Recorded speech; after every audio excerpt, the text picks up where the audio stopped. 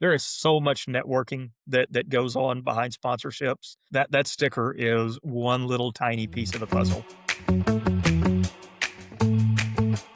All right, everybody, welcome back to the Racer on Demand show. I am your co-host Megan with my good friend Amanda, and we've got a special guest today. We have Troy Green from Maxima Racing Oils, and so he is going to share with us today his experience working with Maxima. And I'm sure if you're listening to the show or watching the video, you have heard of Maxima, so you know all about their oils and SC1 products and all the other cleaning products that they have. So, Troy, thank you for joining us today.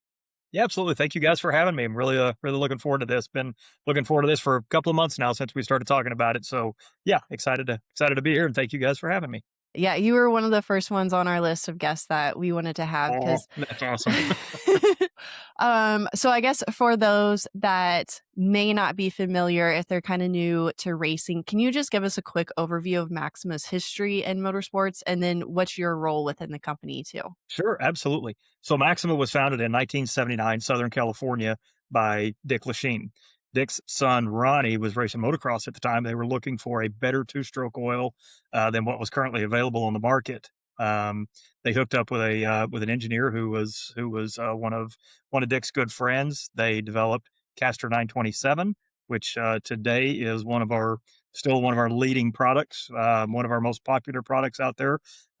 Everybody knows Maxima for our Castor 927 on the two-stroke and the power sports side. It's got a distinct smell and offers all kinds of performance advantages and stuff. But so the company really worked and focused on power sports from 79 through about 2010, roughly. Obviously expanded into a lot more power sports products over that time. But in 2010, they started seeing the need to possibly expand into the automotive market.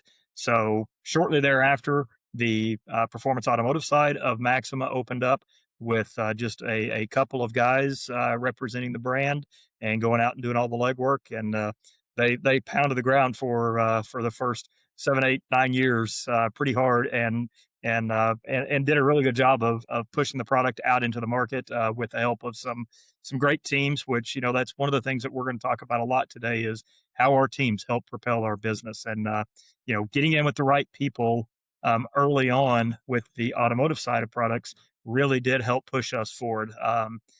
Getting in with Jason Line. Jason has really opened a lot of doors for us and pushed us into markets that would have taken us years and years to get into. But luckily having that relationship with Jason and his team has really propelled us on the naturally aspirated side of racing, and specifically NHRA Pro Stock. We got a lot of recognition from their success, obviously, and then expanded. Just we're continuously expanding the automotive line to fill gaps and fill holes that are left by other companies. And gosh, the straight weight stuff has really taken off for us very Yeah. well the last couple of years. But yeah, overall, Maxima is on a straight up growth trend right now, and we're working very hard to keep that trend moving. So That's awesome. And honestly, like I don't know that much about Maxima. I just know, because Megan's had you guys on board. So I'm really excited to learn about, not just the product side, but also how you guys have marketed and positioned yourself. And you mentioned that you started really in the motocross and the dirt bikes and things like that. right. Tell me a little bit more about like how that helped you build dominance and how that still is, how is that seated in your business as it is Oh, today? it honestly, it is the card that brings us to the dance. Honestly, the power sports deal is what we are known for. So when I walk up to somebody at a drag strip or a dirt track, and I say, "Hey, Troy from Maxima Racing Oil, do you know anything about us?" And they're like, "Wait, you the same guys that make like SC1 and Castor 927 and all?" Yeah, same company. Like, oh my man, we've rode dirt bikes and stuff our whole lives, and just started with cars a few years ago. And so it's kind of a natural progression. Guys that rode dirt bikes, as kids and everything else, and grew up doing all of that, they really didn't outgrow that. Their hobbies just changed. They may have moved into automotive stuff. They may have moved into race cars. They may have moved into side by sides, order, but they remember Maxima from their childhood, and their, their teenage years of riding dirt bikes and everything, and they know that they know the success that they had with the products back then, and so it automatically builds confidence in them when they understand that, oh, that's the same company that I've used for the last 30 years or whatever. Mhm. So it obviously opens up that door of confidence for them immediately. They're like, we've never had any issues with your stuff, so what do you have for our race cars? So it makes a very good segue. It's a great icebreaker for a lot of people because, like I said, there's very few people who at some point haven't had some Maxima product in their hand, working on their dirt bikes, their four wheelers, their side by sides, whatever it is. So yeah, it definitely segues into them understanding who we are pretty quickly. Mhm. All I can think of is the "with age comes a cage," and now you're That's just following exactly what I people. was gonna say. That's good. Yeah. Yeah, yeah, that's what I was gonna say too. Cause like, Adam, so he's in his late 40s now, and, he's racing side by sides, but he used to race dirt bikes, and he loves doing the hair scrambles and the endurance stuff in the woods, which is could be, like, more dangerous than motocross. Cause there's so many times where Well, yeah, he's, like, broken absolutely. his foot running into a tree or a rock or a Chris stump did or that something. too. Yeah. Yeah, it's so which he's so good on a dirt bike, but yeah, he's like, ever since we had Henry, he kinda took a big step back from that, and he's Yeah, like, "I don't it's wanna get interesting how hurt." when kids come into the picture, you start thinking about things. I spent, Yeah. I spent 20 years driving nostalgia top fuel cars, which are arguably some of the sketchiest drag race vehicles to drive, and Yeah. um, adopted our daughter Ava in 2009. I drove in 2010, and shortly thereafter, I kind of went, you know what? I really need to be thinking about this. At previously it wasn't that big of a deal, you're Yeah. gonna catch on fire, it's gonna happen, those things, just all part of it. I don't think I want my little girl terrified, so, um, Yeah. Yeah. and I wanna be around, I wanna be able to, watch her grow up and play softball and basketball and all the things that she loved, and, so yeah, it definitely changes your mind a little bit on things Mhm. when a kid comes around, so Yeah, Mhm. yeah, yeah. That's why we've got side by sides now, so we yeah, can exactly. go race those and Never can hurt to side still by be side. safe. Yeah. So, Troy, when was it when you joined Maxima? So I joined Maxima in January of 21. I had been in a race engine shop here in Norman, Oklahoma for the previous 20, gosh, right at 25 years. So I was shop foreman, half owner in the shop, machine work, building engines, running the dyno, tuning engines. So for 25 years, I had my hands in just about every product out there. As far as oils and assembly products and everything else. In about 2016, I would say maybe 17, got introduced to the Maxima line and started using it in the shop. And it didn't take long before it was the exclusive product in our shop. It was the only product that we used, as far as assembly products and break-in oils, and it's the oils that we push to our customers. And it honestly really enhanced our business, moving forward with Maxima. Um, it brought me a lot of confidence because I trusted the product. I knew what I had seen on the dyno. I knew what my customers had experienced. So it was kind of nice to have all those customers on another brand, for all of those years, and seeing the engines come back, seeing the parts come back, getting reports back from the customer from a race weekend and everything, and then the changes that they experienced once we switched to Maxima. And I got to tell you, I mean, I considered myself to be a fairly reasonable engine builder and fairly competent, and knew what I was doing and knew my products very well. Um, but I got to be honest, oils and that kind of stuff was something that I discounted for quite a while, saying you just need to use something good. I didn't realize how much benefit there really was to a to what I would consider a top tier product, a top tier oil. The benefits are mind boggling, stuff that I just never imagined an oil could do. Um, Certain engines that I had built over and over and over and knew exactly what to expect when they went on the dyno, all of a sudden I'm making, anywhere from 15 to 25 more horsepower, and I didn't do anything. All I did was change the oil, and the oil freed up that much power and produced a better ring seal, and did a better job of protecting the engine. So after I saw some things happen pretty quickly, I was 100% sold on the product. Um, the engine shop kind of went through some changes over the next few years when we switched to Maxima. I became really interested in Maxima as a company, um, and opportunity came along in 21 to become the Midwest sales rep for them. At that time, they didn't have anybody representing the Midwest. They had an East Coast guy and a West Coast guy, so the Midwest was a territory that had largely been left untouched, and I knew what the potential was out here, especially after using the product for the previous 5 or 6 years. I thought, man, I am armed. Like I know the product. I have personal experience with it. I know exactly what to expect when I go into an engine shop.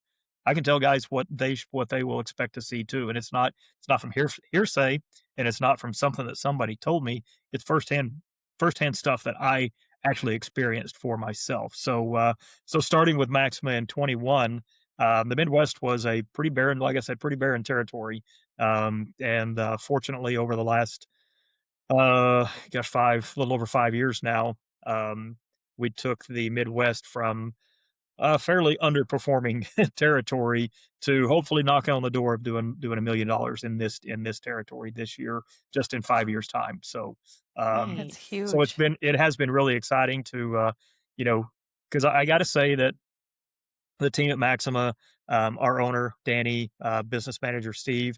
These guys know my background. They trust me to carry the brand forward, not spend all of their money. I spend a fair chunk of their money, but I don't spend all of their money.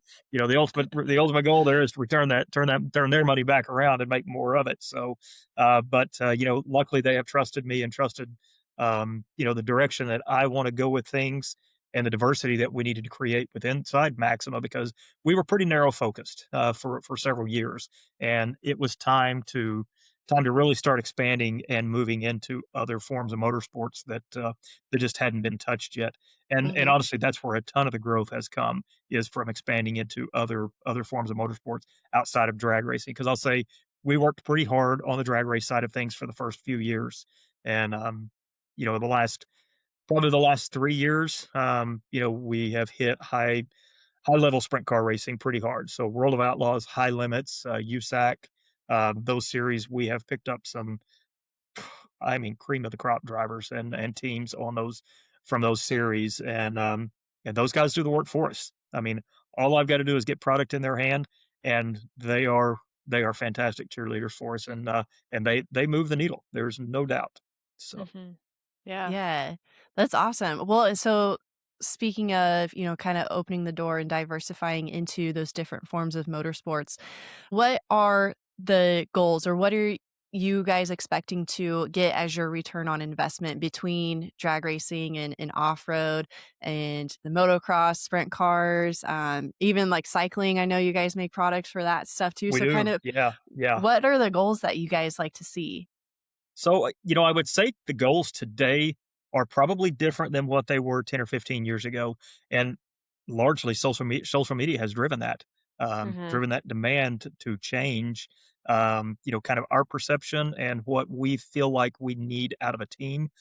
Today it's social media. I need our teams to be driving hard in social media for us, creating brand awareness.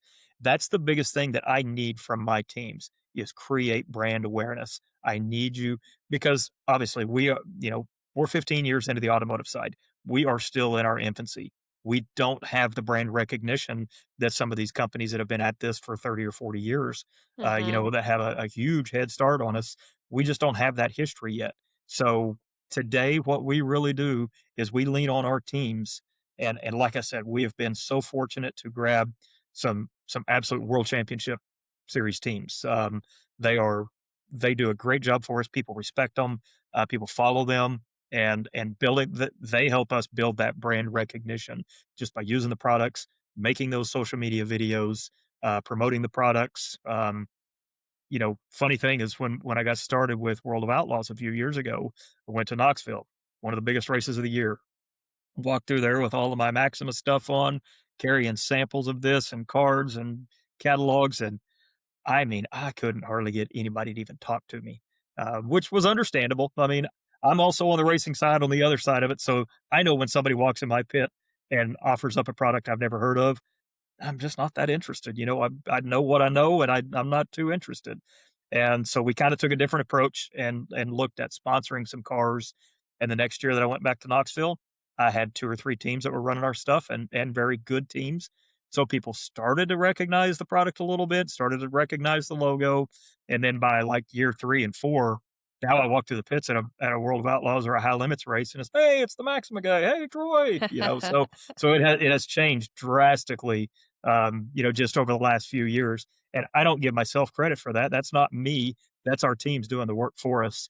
And that's just the big part of it. So it's expanding into all of those different markets. The drag race side, I just feel like the teams that we have there are all absolute home run teams. They do a great job for us on the track. They do a great job for us, with marketing and social media. So drag racing is alive and well for us. It's doing really well, but we are also trying to expand into different categories of drag racing that we haven't previously gone into.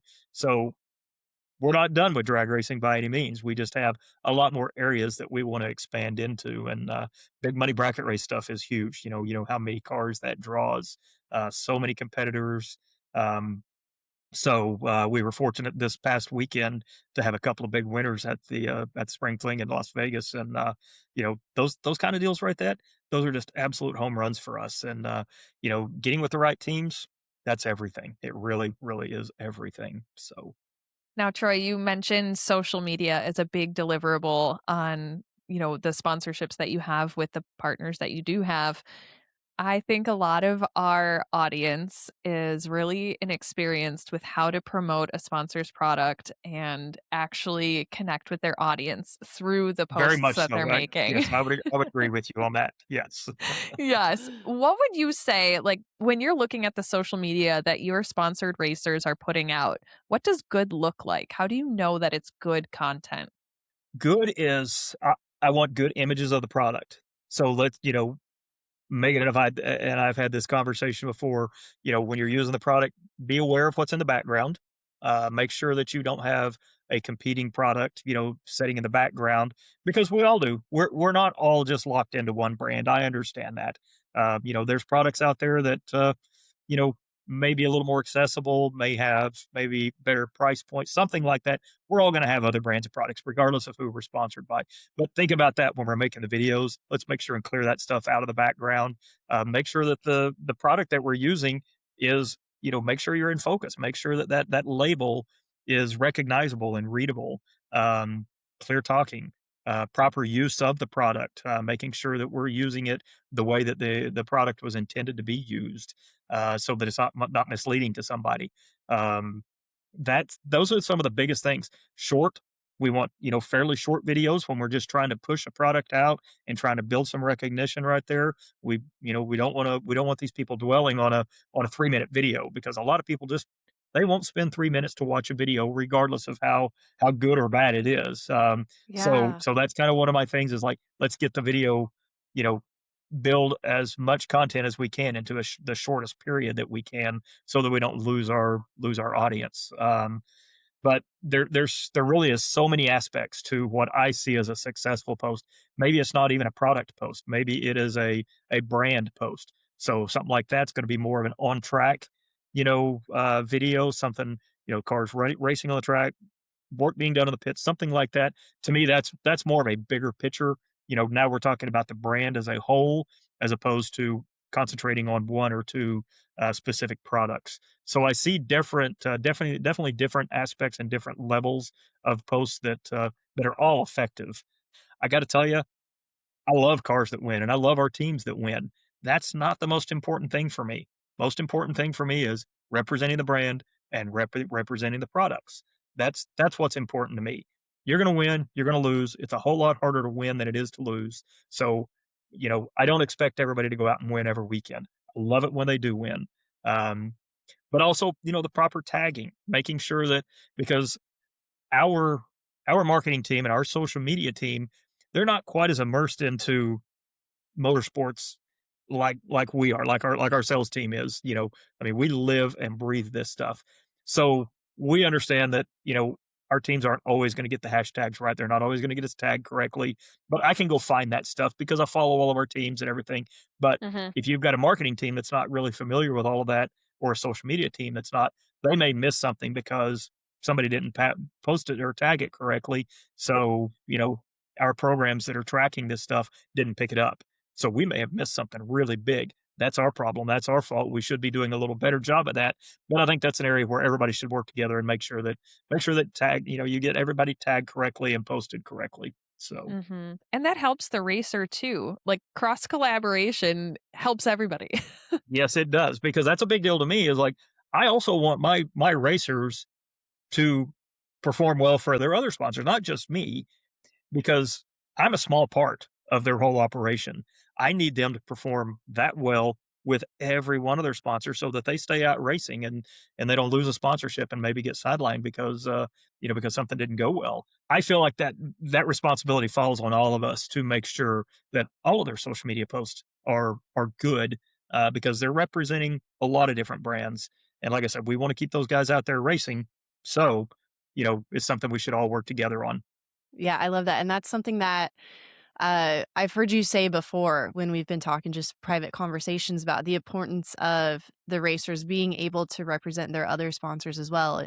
Because I think that's really key because we don't really hear that from other like marketing directors. They're usually just all about how are you promoting our How are brand you and doing? our What are you our doing for me? company. What are you doing for Yeah. me? Yeah. Yeah, but I love that you're open and like you realize, hey, like we are a smaller part of the program, and so we want to make sure you are professional all across the board and not just if you're working with Maxima. Well, true, and I mean, there is, to me, some obligation too, and also a little bit of pride to be associated with some other sponsors, some bigger sponsors. You know, I get a little benefit from that because I get to ride their coattails. So I want their stuff to be Yeah. good because I also get something out of that. It's just because it's maybe primarily focused on that one sponsor for that one segment.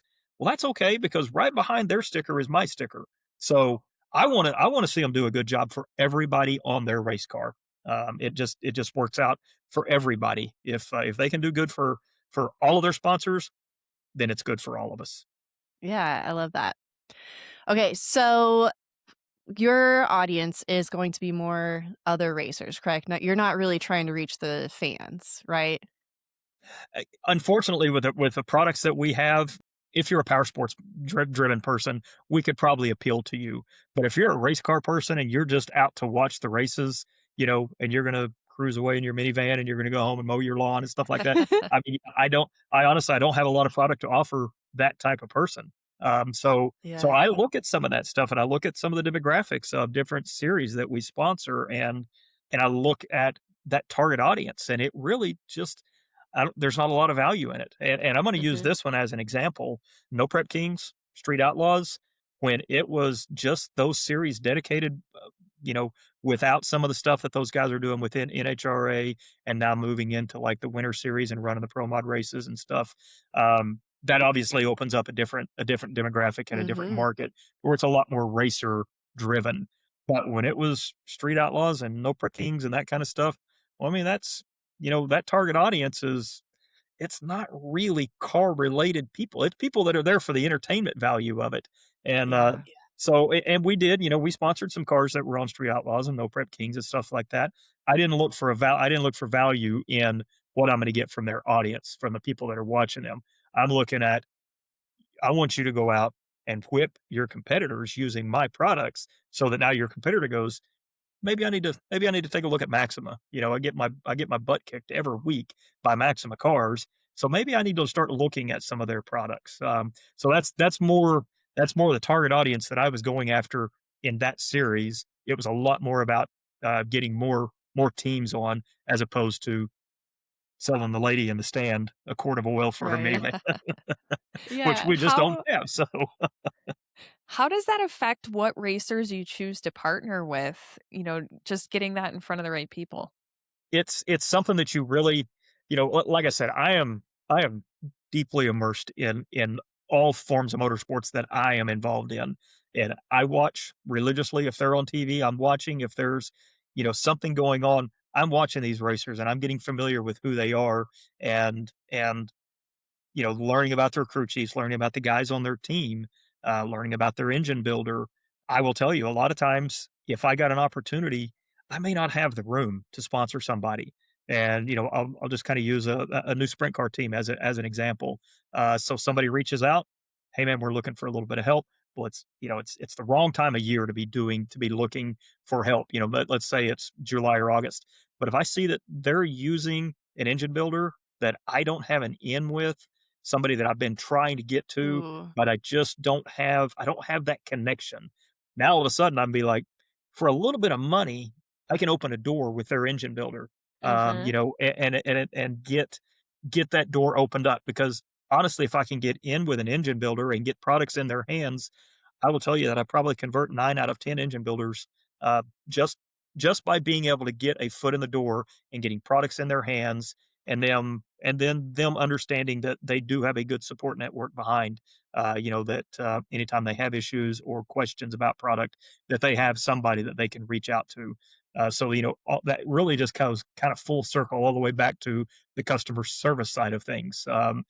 Being able to provide a good customer service once you finalize that stuff. But so that's a lot of the stuff that I look at. Transmission builders, if this car happens to be using a transmission builder that I just haven't been able to reach yet. So the easiest thing to do, if I can't get the engine builder or the transmission builder to sample our products and put it in one of their engines, I'll get it in one of your customer engines.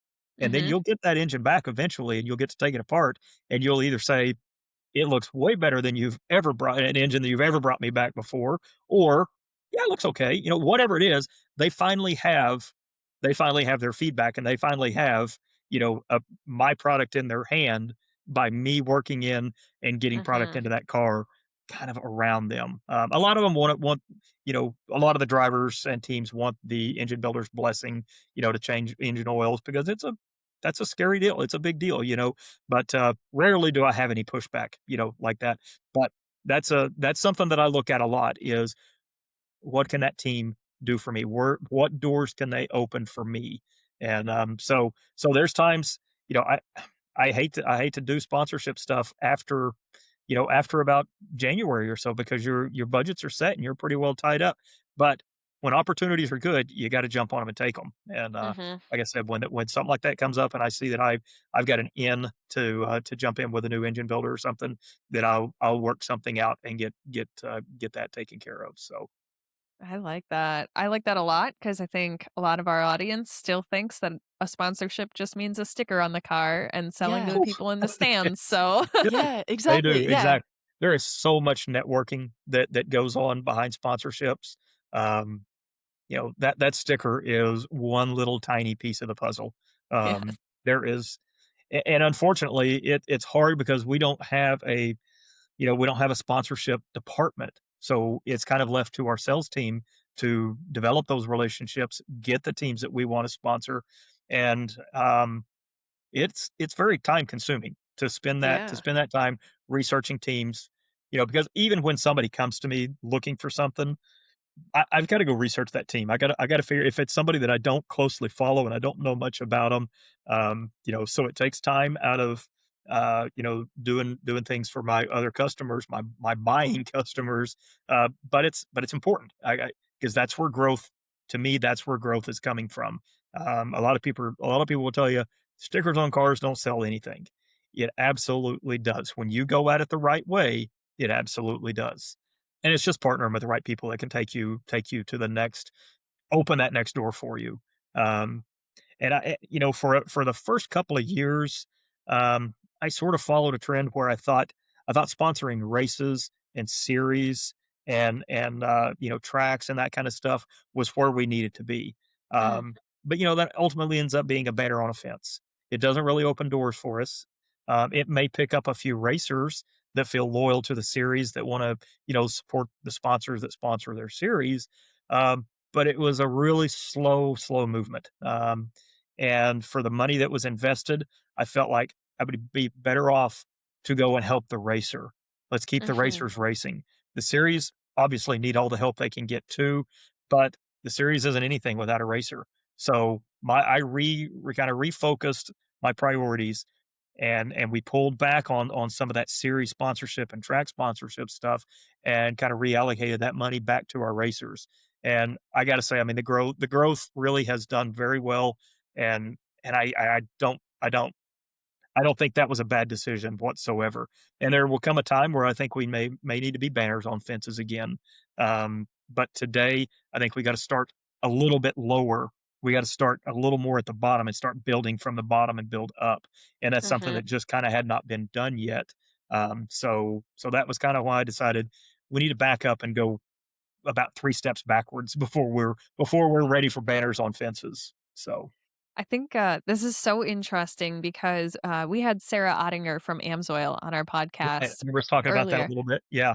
Yes, and it's really interesting because the the type of product you guys are selling is so similar, but your target audience and the development of the brand recognition is in very different places. So, I would, you know, yeah, and I could definitely see that with a company the size of Amsoil. yeah. They've done their marketing, they have their audience. Now it's all about maintaining for them. Mhm. And seeing some growth. Obviously, every business needs to see growth, but I would, just guessing a little bit, I would say that their focus probably is on maintaining. We're not ready to maintain yet. We are still deeply in the growth side of things, and so that to me is where our focus really needs to be, is on growing brand awareness, and still just building that name. Um, Mhm. and like I said, for the first 2 years or so, I I was pretty disappointed with what I saw.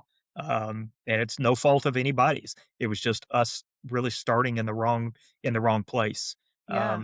So it has been very encouraging to redirect that and see so much positive come back out of it. So Yeah. I hope the racers that are listening right now stop and think about like why is it that Maxima and Amsoil are approaching these in such different such ways different ways. Yeah. and Yeah. and what kind of questions can I ask the brands that I'm working with so that I know which ways they're approaching their Right, marketing. exactly, exactly. And I will tell you from an outside looking in, it probably looks like we we throw a ton of sponsor dollars out just to try to build the brand and try to gain traction. That really is not much true. There's not much truth in that. We work on a pretty small budget. Mhm. A lot of my teams that work really, really hard for me are on a discount. They're still buying product, but it's on a deep discount, Um, so sponsorship takes a huge part of a yearly budget, and we understand that, and we've got to see growth to justify putting that money back into it. This year is a little bit of a tight year for us because the company is moving. We're moving our location from about 7 buildings into 1 building. So things are tightened up a little bit this year. I didn't have money allocated to where I could actually grow some of my free product teams like I do each year. Um, either boost a little for the teams that have done good for us, or bring on new product teams. So most everything that was added this year was just were teams that were on a discount. Um, and but I got to be honest with you, and I don't want it to sound like this. I don't want it to sound like I'm doing this for this reason. But when you put a team on a discount program, they tend to work harder for you because their ultimate goal is to get on some sort of free product. So I will tell you, my discount teams provide me some of the best content and some of the hardest working. I've got a couple of sprint car teams out there right now that it's about every other day. They are posting just the most creative and just the best content. And it's like these guys are not even getting free product, and they're working this hard for me. So and my ultimate goal is always, when I put somebody on a discount program, my ultimate goal is you work for me and you help me grow the brand, and it's going to pay off for you. I will get you on free product. And I appreciate the ones that stick with us and stay patient with us. And because like I said, we our marketing budget just is not that big. The overall size of the company is pretty good, but the automotive side is a pretty small portion of that. So Mhm. we understand that we're not able to be allocated, a big chunk of that sponsor budget just because we're a smaller part of the whole picture. So each year, if we can just grow a little bit and contribute a little bit more, then that helps our cause down the road to be able to bring some of these discount teams on to a free product deal. So like I said, I really appreciate those guys and the heart and how hard they work for us, and the patience that they give us on these deals. So luckily, the product, they don't have to worry about it. They know when they get the product in their hand, they've got the best product that they can possibly use. So I don't worry about losing them to quality. I don't worry about losing them to another brand, really, because once they use it, they're pretty well sold, and I know that I'm going to be able to keep those teams and keep feeding them and keep everybody happy that way. So Hmm. Yeah, well, and usually the teams that, like how you said, like they're getting the discount, and it's usually maybe their first sponsorship that they've had, or kind correct, of yes, first a lot, partnership. yes, yep, Yeah, so I bet you have a lot of younger kids that you're working with too, especially, coming in with the junior dragsters. And I know for us, like once we had a partner with our junior program, like we're loyal to them for the rest of our lives, as long as absolutely.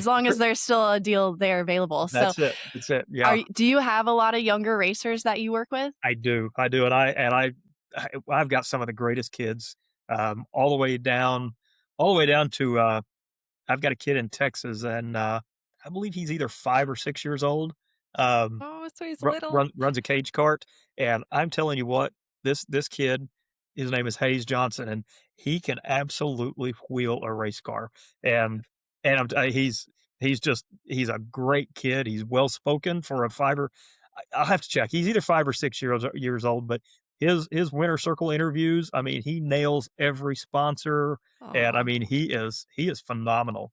Um, Got a couple of kids on the West Coast, Cole Croft moving out of cage carts and, into big sprint cars this year. Um, Cole, I believe, is 14.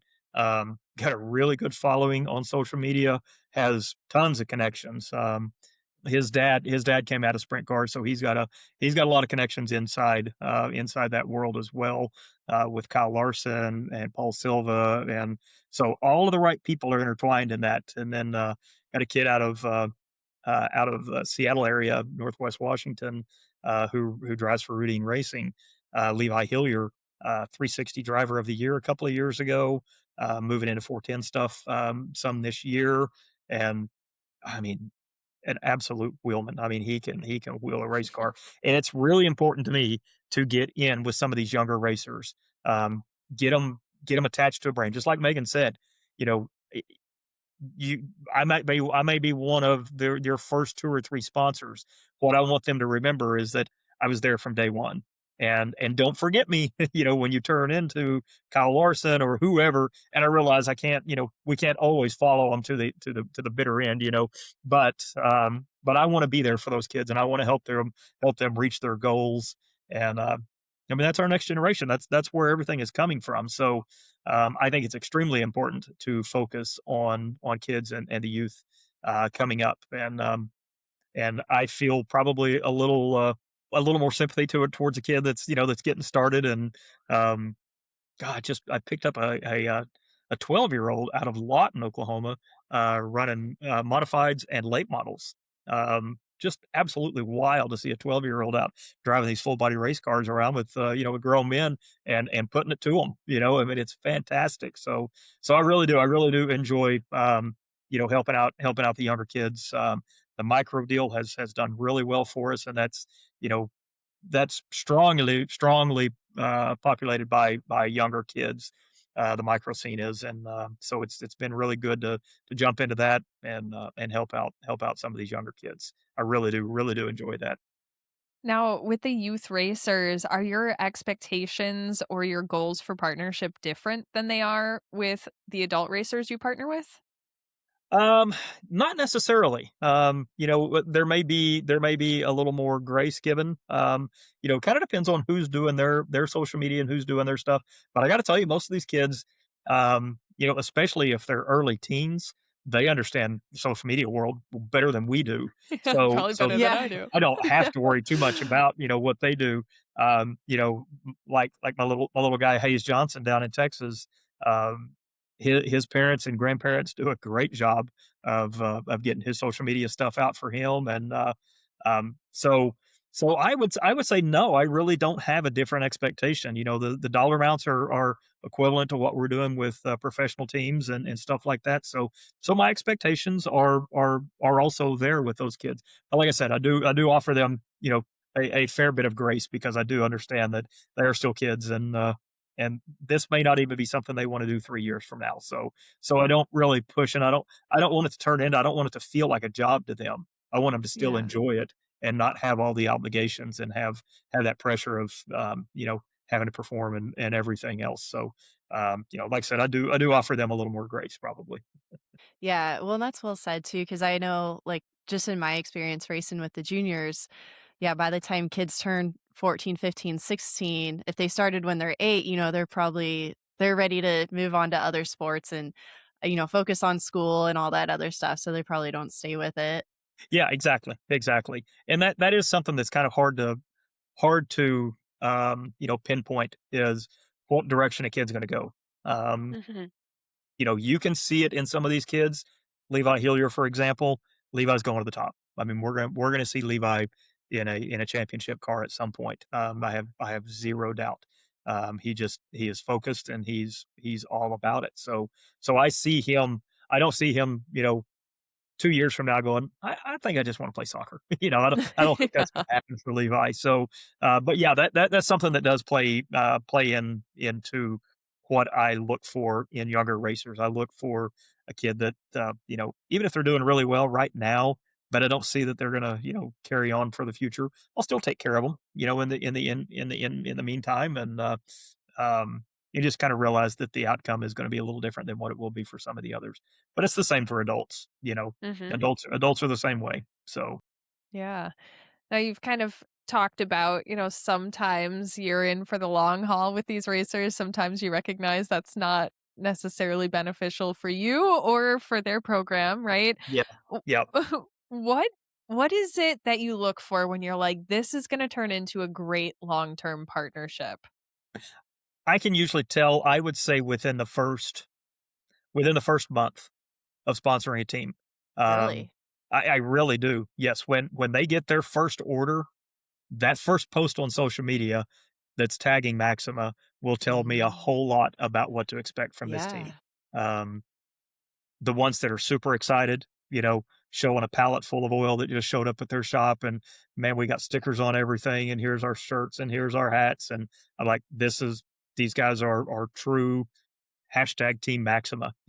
That's Yeah. that's that's the way I look at that. And then I see guys that just don't really post much on their first order and might tag us at their first race or something. I'm like, well, that's about all I'm going to be able to expect from this team.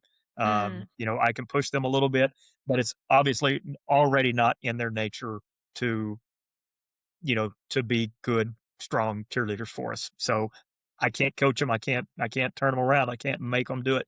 And it's kind of unfortunate because you see some teams that will push one product really, really hard and you get your hopes up. You're thinking they'll do the same for us. Well, they just don't, mm, and maybe it's because their other product, came with cash or came with something bigger or better than what I can do. But, um, you know, if that's your aspiration, you got to work for it. It's not a given deal. I want to see you, give back what you feel like you got in value from me. And mhm. sometimes it doesn't work out that way. And that's just human nature. I don't fault anybody for that. And it's, it's just all part of the game. So Mhm. I really Yeah. like the way that you phrased the phrase the value that you think you got from me because I think that sometimes racers really underestimate the value that they, they're getting they and sure the do. value that they're providing. They're way overestimating, and there's a I, mismatch there. it's sometimes, well, I will tell you a big part of this. And I hate it because it's such an ugly thing and it's such an ugly word, but jealousy. I mean, Mm, it comes down that drives a big part of this. Um, and especially in the stages we're at right now where we're growing quite a bit as far as teams that we're adding. And like I said, those teams are on discount programs. So I may have a guy that's been on a discount program with me for a year. Well, all of a sudden now he sees two more people in his class show up with stickers on their cars.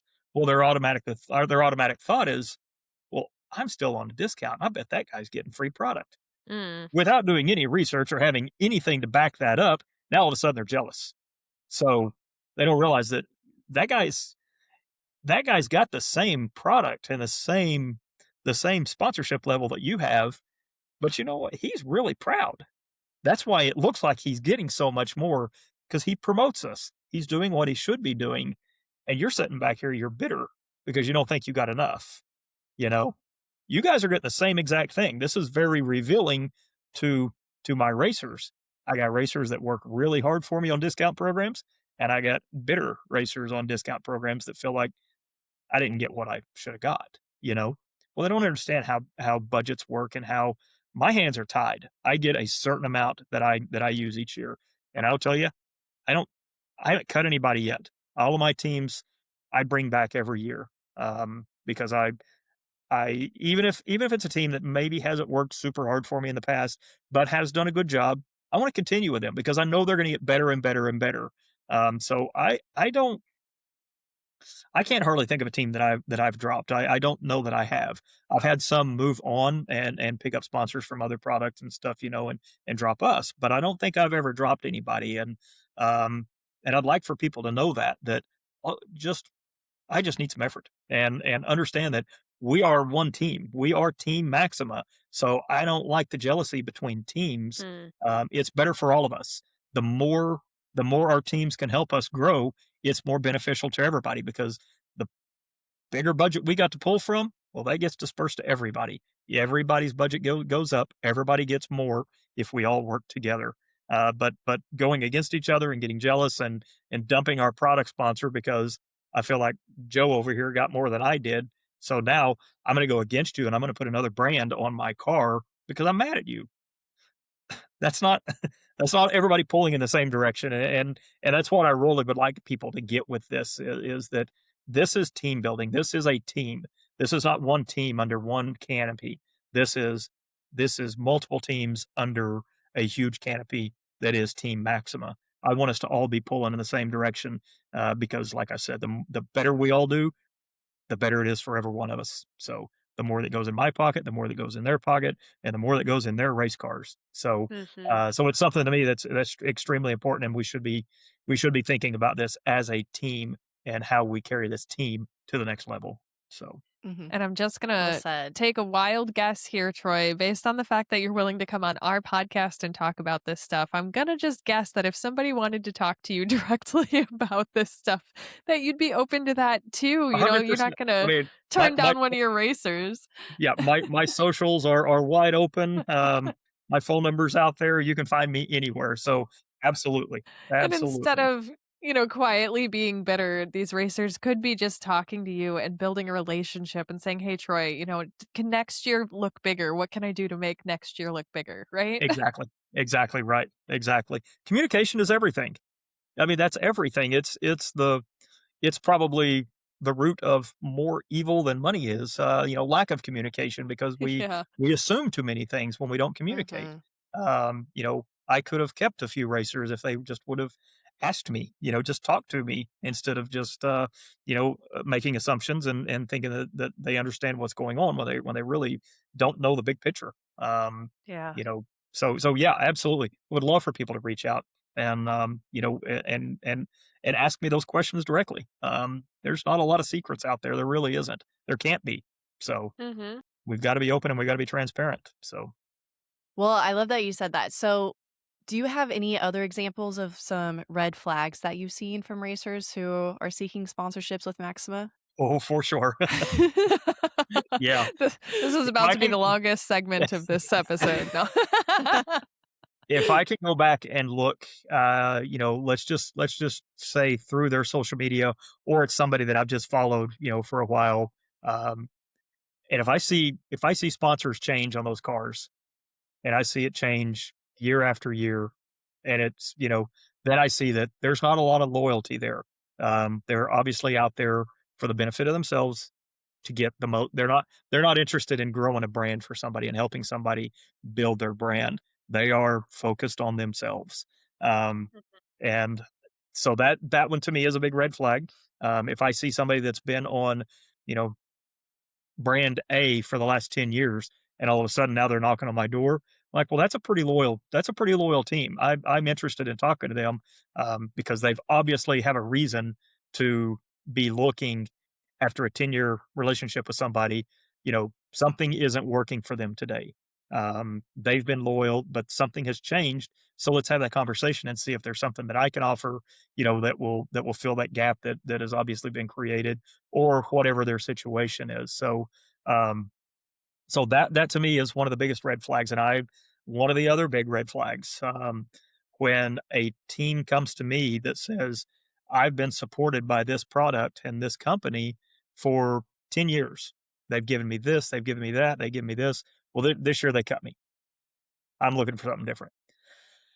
There's certain situations that I look at inside that, and if that company is still operating and that company still offers the same products that you've raced on and trusted for the last 10 years, 15 years, whatever it is, if that product hasn't changed, if it's just the relationship that's changed, how come you're not going to support that company that has supported you for the last 15 years of your racing career? So, somebody that gets dropped by a sponsor that immediately jumps ship, well, I kind of want to know the whole story there, because I don't want you to do the same thing to me when something better comes along or whatever happens. I'd like for you to think that, you know what, this company took good care of me for the last 10 years. Um, I'll spend a couple of years, maybe buying at a discount from them or supporting their company. But in the meantime, I'm going to be looking, at helping myself, because we all have to be doing that. It's just how we approach it. It's how we go at it. But when I go to PRI is a good example. I mean, there are fully sponsored teams that are coming to me looking for a better deal, and I won't do it. I absolutely will not do that. Mhm. If they're looking for a better product, then I can understand that. But when it's coming looking for a better deal, I'm not that guy. I'm not gonna steal somebody else's sponsorship away from them. I'm not gonna do that. That's not I've had this conversation with other oil reps, and because it is kind of a dirty market out there. But I don't go after teams that have sponsorships. Mhm. Um, the majority of the teams that we convert that come from other brands, it's all because of how a product performs. That's 99% of how we get our teams is on product performance. So, and I won't turn that down. I will not, but if somebody's fully sponsored and they've got no problem with their product and everything else, they're just wondering if I can do more than brand A could for them. Not interested. That's horrible. That's terrible. so, Yeah. so yeah. But yeah, the red flags are all over the place. So, my husband Chris and I, we live firmly in the off-road world, Sure. and where Megan has recently joined us, which is exciting. Yeah. So short course, side by side racing, all of this is gaining traction, It especially. really is, especially I won't say especially out here, it seems like it's everywhere. Yes, Yeah, yes. it doesn't seem to be regional, it seems to be coast to coast just about. Yeah, and our series, we're starting to get out west even again, where short course hasn't even happened for the last 5 years or so, and you see Okay, these little regional pop-ups coming up too, which is yeah, super exciting just to see the growth of this to see sport. it grow, yeah, absolutely, absolutely. Yes, yes. So, how is Maxima approaching that growth within short course and off-road racing, and what opportunities do you see in that space? So I will tell you on the West Coast, we focus a lot on off-road racing on the West Coast. Not so much the side-by-side market, but more of the trophy trucks, the big trucks, that kind of Yeah, stuff. Um, but again, it's sort of like looking at sportsman racers versus NHRA pros. I'm not gonna do much with a pro. It's not gonna get me a lot of recognition. I want to go back where there's volume. I want to go back where there's 200 people that entered the event, and how many of those people can I get, and can I convert. So my take on that is, it is something that we absolutely have to start looking at a little bit more closely in the future, because I see how much it's growing, and we yeah. have an absolute killer line of side-by-side products, all the way down to oil change kits and, race transmission fluids and engine oils, shock fluids, all of the stuff. We have a absolute perfect line to carry the side-by-side market out. And one of the challenges for us is the side by side market falls into our automotive category because it's Mm, four wheel. So power sports mm, team doesn't do much on with side by sides or any four wheel off road type vehicle. So that's left up to the automotive team. There's only three of us.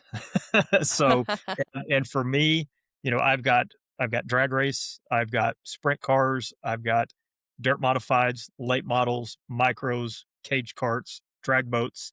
Um, I cover all of that. So that's pretty much me. And then a little bit of the side by stuff with Megan. Thank God she's there to carry me along, to help me out with that stuff. But um, I really have to look at what markets I physically can expand into with my time and what because it does not do me any good to expand into a market that I can't go and represent it in person, some way or another. I make sure that I get to sprint car races. I make sure that I get to obviously the drag race is natural. I'm going to be there anyway, but it's important to be at those races and those events that you've got cars or vehicles participating at. Because again, if you're not there, it sort of has the banner on the fence effect. Um, Yes. well, I see a sticker, but I don't know much about it. But if you see a sticker and you see people in Maxima shirts and you see maybe a table with some products set up and some catalogs, well, I get some information. That's a deal that has to be built from the ground roots. It has to be built from the bottom up. And much like we've done with the drag race stuff, the sprint car stuff, it takes time. It's probably a 2 to 3 year project. Um, Unfortunately, I've got some series that are healthy enough to sort of stand on their own without me having to be there. The sprint car deal is very close to that. Um, so um, so as soon as those things get opened up, then I obviously look for the next market that we need to be going after. And obviously we got a great head start with Megan jumping into this stuff and everything. So that's what I look for is a head start. Where do I have a head start somewhere? And right here's perfect. And the fact that there's a handful of this stuff right here in my backyard that I can get to pretty easily just again makes more sense. Where So are you at, Troy? Central Oklahoma. Oh, okay. Okay. Yeah. Yeah. So dead middle of the United States, basically. I keep trying to get him. I tell him he needs to come out to Wheatland to the champ race Yes. because I you need to really, see really the do. the big trucks, see Chris race, all the side by Yes. sides. Yes. Like Yep. you, Yep. you are gonna get hooked, just like how I'm I telling you, did. that's the reason I'm not coming because I can't afford to buy one. So, and I'm gonna want one, and so is Hey, Carter. we have a Yeah, 2-seat truck. You don't yeah, have to buy yes. it. You can ride along. Well, get me the schedule. Yes. I'm an easy end. So, Yes. but Oh, no, man. honestly, you're exactly right. That is a market that we fit very well into, and we have to be going after it because it is becoming extremely popular. So Yeah. And it would be even even better if I competed in it. But even Yeah. the desert stuff you mentioned with the trophy trucks and whatnot, Chris unexpectedly ended up racing at the Mint 400 a did couple you weeks really? ago. Okay, Yeah, yeah, we were out in California finishing the build on Chris's new race truck, and yeah. the builder that we were working with, he got a phone call on Monday. The race was on like Friday, Saturday, right? He got a phone call on Monday that said, "Hey, do you want to come drive our trophy truck?" And he's like, "Chris, I know we're supposed to be finishing your truck, but like, what do I But shoot, do?" you can't miss Yeah. this. And Chris is like, Yeah. "We're going to the Mint. You're driving a trophy truck." And so on Tuesday, when we finally were like, "Okay, we're going to just go spectate," it's a 5-hour drive to get out there. We've got our camper. We'll go out. And on Tuesday, I posted out on Facebook and Instagram. I was like, "We're going to be at the Mint somewhat unexpectedly. Like, where's the good places to network? What should we do while we're out there? We've never attended this race before." Yeah, And Wednesday morning, we're leaving Wednesday evening, of course, to go out. Wednesday morning, I get a ping from a mutual friend that says, "I need a navigator in the 1600 class. Do you or Chris want to get in?" And so I'm like, Chris has all of his safety gear here. I guess we're going racing. so like, man, so I'm what an texting opportunity. everybody. I know. I'm texting everybody that I know that's going to be there. Like, hey, like where should I network? Well, how do I even watch this? I don't even Yeah, know. And now, yeah. now I'm on my own because Chris is in a race car.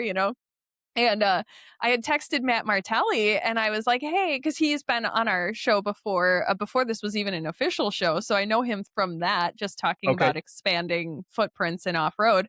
And so I texted him and he responded back. He said, we have 535 teams registered for this race, which is like a record high. And being able to see, even like, now that I've been out there, I recognize it's not a super spectator heavy sport, Yeah. but Yeah. like to see the growth in that sport not even being super spectator heavy is so cool. And then you turn around and you come into our spectator heavy sport of short course where people can That's it. Where you can drink pack. on a hill, you know? Yeah, Yeah. exactly. Yeah. It is so cool just to see this whole sport from desert to short course to these little regional side by side pop ups. They're all just exploding, and Yeah. Yeah. it's so cool. And Yeah. It is. the aftermarket OEM stuff is following, you know, and Oh, that's for where sure. Well, I mean, it's the same with us because I mean, yes. we're developing products right now for race side by sides. As a Mhm. matter of fact, we just launched a new transmission fluid for side by sides just a couple of weeks ago, and if that market wasn't there, we wouldn't be doing that stuff. We would not be developing products for that for that market if we didn't feel like it was an area that is growing and something that needs our attention. So, Yes. um, honestly, I'm excited about it. I'm excited about, because I mean, I've been a race car guy my whole life, and even though you kind of consider a side by side a race car, it's still a whole nother world from Yeah. from my perspective. And I'd love to get immersed in that and really learn it and learn who the players are and hopefully I can keep myself from trying to buy one. So Yeah. Good luck. Good luck with that. yeah, exactly. Yeah. Well, we'll Yeah. get you out to Wheatland. Megan will drag you out to Wheatland, and once Yes. you're hooked, I, then I'm Yeah. excited about that. I You'll really want to get up there for sure. yes, So yeah. yeah, then You you and got to me make it can out. get right in the two-seater. Yes. Yeah. do I get the Then left seat or we the right seat?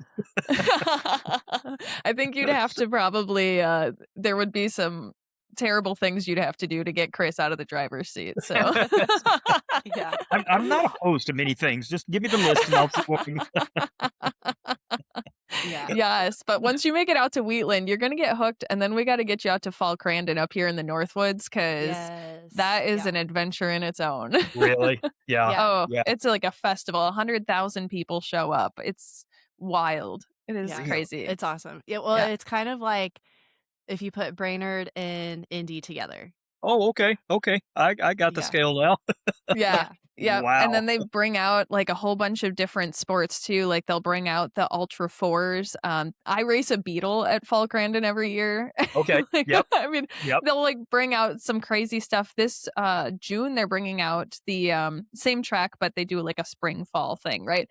But they're bringing out the electric rallycross cars and the Yeah. non-electric Cool. ones, which will be really Okay. cool to see.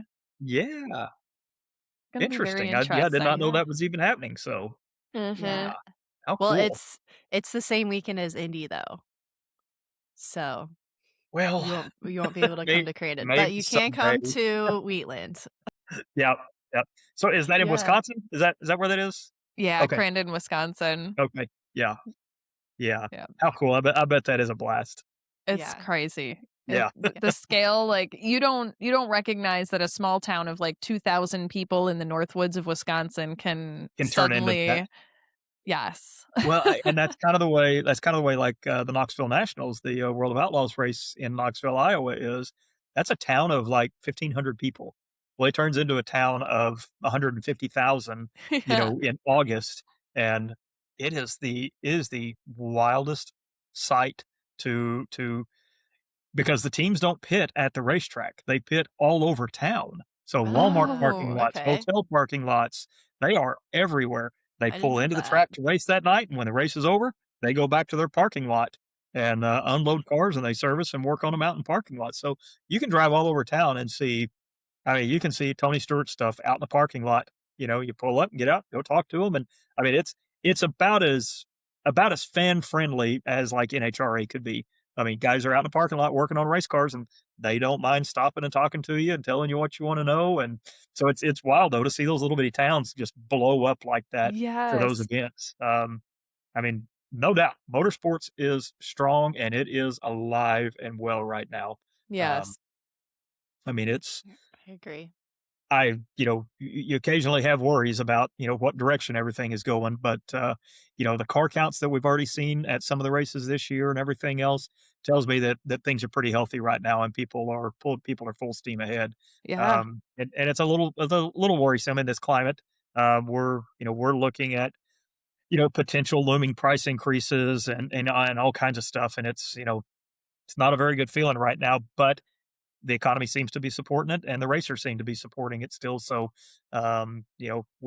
we understand that we're in an entertainment industry, and we're in um, a little bit of a frivolous industry. But luckily, these guys and these teams are you know are dedicated, and there doesn't seem to be any pullback anywhere. So, Yeah. uh, It's because we're all that's crazy, though. I that's mean, exactly what it is. we Exactly know that the economy is tightening down, and we're like, but race cars. Yeah. right. I'll get to eat 2 less meals this week so that I can afford to go race again. So, Yeah. Seriously. Is there anything on the horizon at Maxima that's coming up this year? um, I would say the move is the biggest thing right now. The thing that everybody is focused on is the move. I'm not sure that it's going to happen by the end of this year. The building is still under construction, but I think the ultimate goal is to try to be in by the end of the year, and that's going to be a big benefit to everybody. It'll get all of our stuff under one roof. Right now, where things have to move, around about a 2 city block footprint between warehousing and manufacturing and shipping, and it'll just make things way more efficient, and overall be a better benefit to everybody in the end. So, and will open us up for hopefully some cool projects coming up starting earlier next year. Maybe some reformulation of some products that we've got some ideas on, and the new products right now that we have out are performing extremely well, and it's exciting to see how the new products are rolling out and the excitement for them. So, I would say nothing specific, but everything is exciting. Everything that's going on right now really is pretty exciting. The growth that we're seeing, the new teams that we're gathering up, and the new engine builders that we're being exposed to, and I'm really excited for Maxima's growth right now and the direction we're going and the direction we're pushing. So, something that one of the other reasons that sponsorship to us is so important to invest in is because like Megan said, we do have bicycle, we have power sports, we have automotive. All of those work from a pretty small social media and marketing team. So they get pulled in different directions all the time. So we don't always get, what we want from marketing because maybe they're working on a power sports project and can't get away to do something for automotive or whatever. That's where our sponsorship and our teams really pick up that slack for us. It's easy to lean on some of our teams that put out good content. If we need something on social media, it's easy to reach out to our teams and have them produce a video for us or do that work for us. A company that has a smaller marketing team really does benefit from sponsorships, as you should. The way they should be used is leaning on them for marketing opportunities and marketing, advertisements and that kind of stuff. So that's why we put money into sponsorships is to kind of bolster our marketing department. Yeah, and the way that you guys are approaching sponsorship is different than a lot of the other people we've talked to, where the sales team is handling the sponsorship side and the marketing team is kind of removed from that. So, Yeah, well, we've looked at kind of transferring that to marketing. Um, my biggest issue with that is everything out here is a personal relationship. It's Mhm. some sort of a personal relationship. No matter how much you remove me from that picture, I'm still going to be your contact. So even if they have been instructed, this is who you need to contact at Max, they don't have a relationship with them. So they're more comfortable talking to me. And that to me, that's extremely important. Personal yeah. relationships are everything. I don't, I don't hardly have a team out there that I don't have, some sort of connection to, some sort of personal relationship, somebody that I probably have every one of my teams, saved in my phone as contacts, and I can text any one of those guys right now, and they know who I am. So, and Yes. To me, that's extremely important. You take that personal relationship out, now it's cold and it just doesn't have that same feel. Um, but that's a big part of it to me is these guys want somebody real. They want somebody that they see at the racetrack. They want somebody that I got teams that that reach out and ask my advice on engine building stuff because they know they can trust me. Um, and I like that. That I want them to have that kind of confidence in me and what I tell them.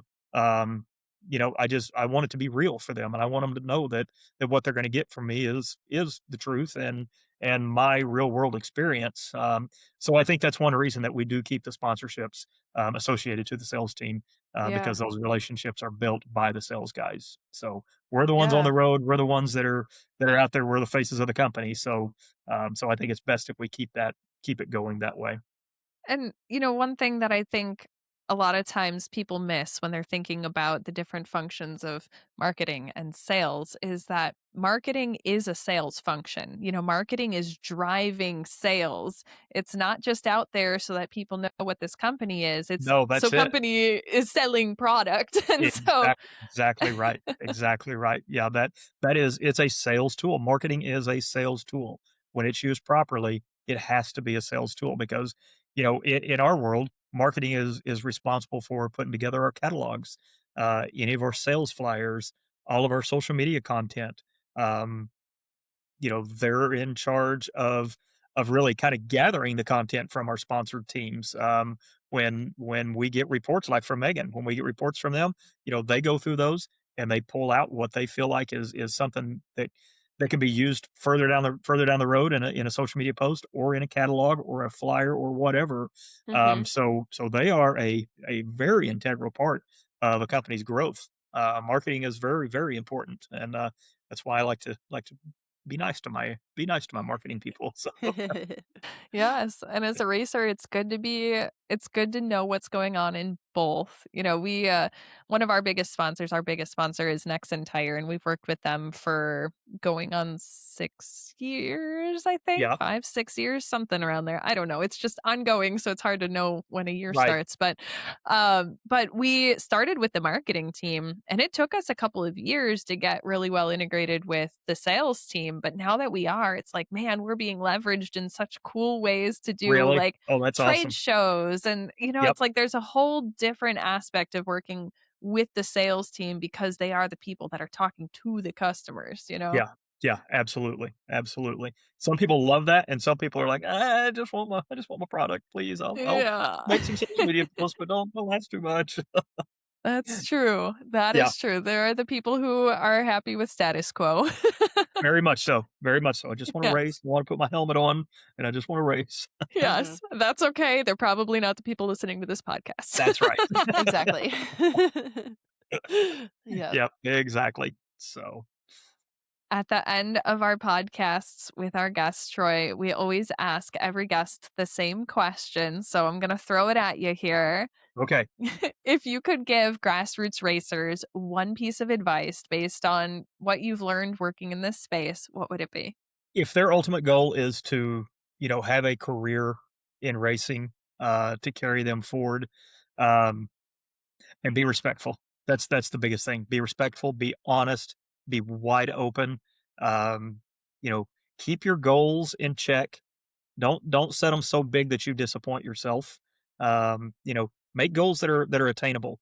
Um, Count your blessings because there's no matter what level you're racing at, there's somebody else that would give anything to be at the level that you're at. Don't ever think that Mhm. you're at a level that, I just want to get bigger. I just want to get bigger. Also think about bigger and what it comes with. A whole lot more responsibilities, sponsorships that, require work. Um, it's sometimes getting what you wanted isn't always what you wanted.